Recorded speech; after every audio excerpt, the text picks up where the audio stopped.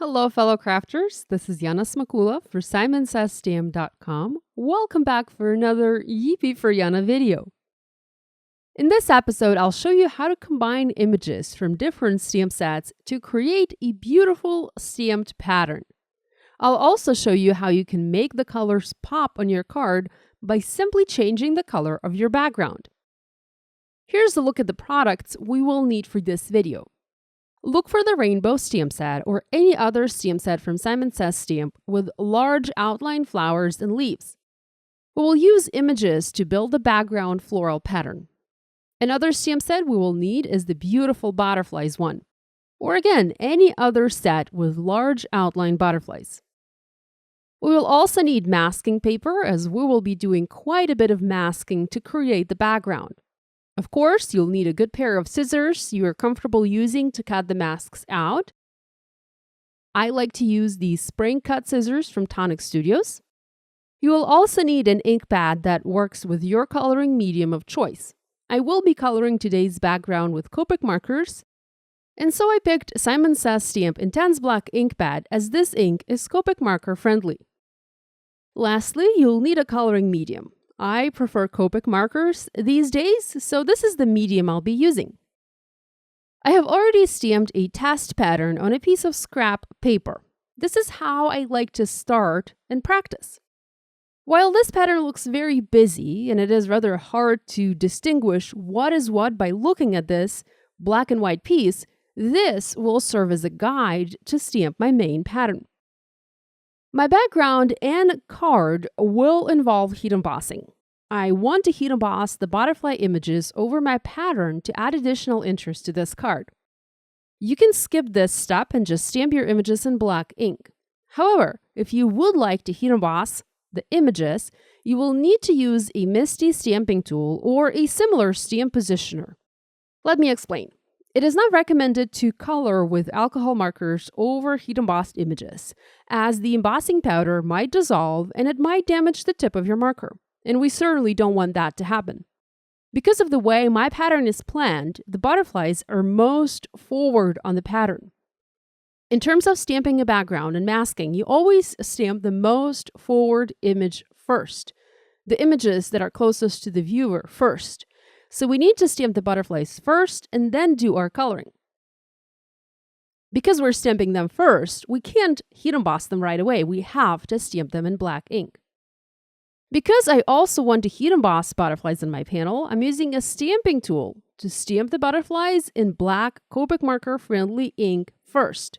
Then I will do my coloring, and then I will come back to the stamping tool and I will re-stamp the butterflies in the same spot, but in embossing ink, and I will heat emboss them. This takes a little bit longer to do, but it is the correct way to do it.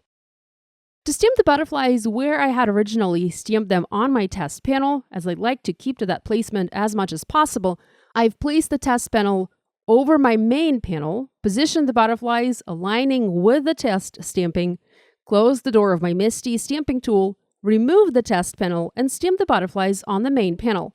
And this is Neenah Solar White 80-pound cardstock. I'm using a MISTI corner to allow the wings of my butterflies to go outside the edge of the panel. Having stamped the images, I'm keeping them on the lid of my MISTI as is. I'm not removing them, as once my stamping and coloring are finished, I'll come back and heat emboss these images over the originally stamped black outlines. So just remember not to remove your stamps and keep them as is on the door of your MISTI. I already have masks for all of the images that I plan to use for today's card. I stamped images on masking paper and cut them out using scissors, so I've already masked the butterflies. Next, I'm going to use my test pattern as a guide to continue stamping flowers and leaves to build my background. I'm not using a stamping tool this time. I'm just stamping the images using clear blocks. I've stamped the large flower, masked it. Next, stamped the medium-sized flower, again, masked it. Stamped leaves, and again, masked the leaves. I keep stamping until I have the desired image placement and until my pattern is filled. Sometimes it is hard to tell if the image is already masked or not. It's very easy to mess it up, so it's easy to make a mistake. Just take your time and double check the image is masked before stamping the next one over it. Next comes the best part, removing masking paper and revealing the gorgeous stamped background. Here are two backgrounds side by side, the main one and the original one on scrap paper, and they look pretty similar. Now the next step is coloring, and this is something that will take you the longest. I like to break up my coloring into sections to make it go easier and maybe even faster. First, I'm coloring leaves, and for this, I'm using the G21 marker as my lightest color, YG63 as my medium color, and G94 as my darkest color. As always, I go for a simple and quick coloring method using just 3 marker colors for quick and easy blends. Having colored all of the leaves, I moved to color the flowers. For this, I picked very warm, vibrant yellow markers, almost gold colors. Here, I'm starting with the darkest color first, YR14. Next, adding a transitional color, Y38.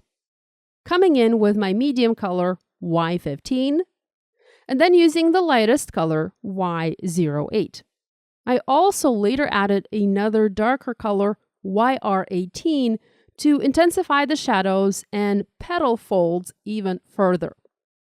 I'm not a pro when it comes to Copic markers or any coloring medium. I just do my thing the way I like it and the way it works for me. And I never stress about making it perfect or doing it right. Here's what the flowers look like once all colored, very vibrant and bold. Next, I'm using brown markers for the flower centers, E79, E37, and E33. I will later come back and add white pen dots to the flower centers to add interest. The next part is probably my favorite. I like the look of dark, bold backgrounds, so I often color the backgrounds of my cards using markers. Here, I decided to use a very dark gray C9 marker to color the background almost black. As I start adding this color to sections of the background, you can see how that instantly changes the look of this piece. And boom, through the magic of video editing, here's the background all colored. I know not everyone fancies this look, but I find it very appealing. It helps the images pop and instantly draws the eye of the viewer to the flowers and butterflies. Next, I debated which color marker to use to color the butterflies. I was afraid to mess this background up by using the wrong color, so I went with a light color first and colored my butterflies very light purple using the BV000 marker. I thought that yellow and purple go well together, so using a purple color for the butterflies would complement the flowers nicely. While it did look okay, I later changed my mind and colored the butterflies blue. I think that worked better for this background. Having all of our coloring done, I brought the stamping tool back. Notice that the butterfly stamps were still on the lid of my MISTI as they were before when I did the original stamping. I made sure my panel was dry. I closed the door of my MISTI and looked at the edges of the stamps from the side to make sure that they fall into place nicely. This is something I often do to make sure my stamping would align. Next, I treated my panel with anti-static powder to keep the embossing nice and neat. I inked the images with clear embossing ink and stamped them on the panel, making sure to apply firm pressure to transfer the ink. I used Simon Says Stamp Antique Gold embossing powder, added it over the stamped butterflies, and heat set it using my heat tool. Now, my stamping wasn't perfect. It was a tiny bit offset, and so a bit of black stamping showed under the embossing powder. I think that actually worked to my advantage as it provided a tiny bit of shadow to the butterflies and made them look a little bit more interesting. At this point, while the background did look nice, I felt the butterflies were too light compared to the other vibrant coloring I had going on here. So I pulled out my darker blue markers and recolored the butterflies. I used B97 and B34 markers. I don't mind coloring over heat embossing, as I often do that, and I'm being very careful when I color over heat embossing. But it is best you do your coloring before you emboss the image, as I share at the beginning of this video. I added a simple sending happy thoughts sentiment to this card. This comes from Simon's All Things Happy sentiment strips. I also trimmed my panel down just slightly and adhered it to the A2 white side folding card base. What I didn't show on camera is adding butterfly shadows. If you look closely, you'll notice that each butterfly is outlined using a dark gray marker. I used a C5, and the main one was outlined using a C7 marker for a really dark, deep shadow. I'm not sure how I feel about the shadows. Perhaps I should have used some other colors to create these shadows, but I definitely think that the shadows were needed here to help separate the butterflies from the rest of the background. Here's a look at the finished card. I embellished it using sequins and jewels from my stash, and I quite like the way it turned out, but I'm curious if you like it as well. Let me know in the comments below. I hope you found this video useful and you will give this idea a try.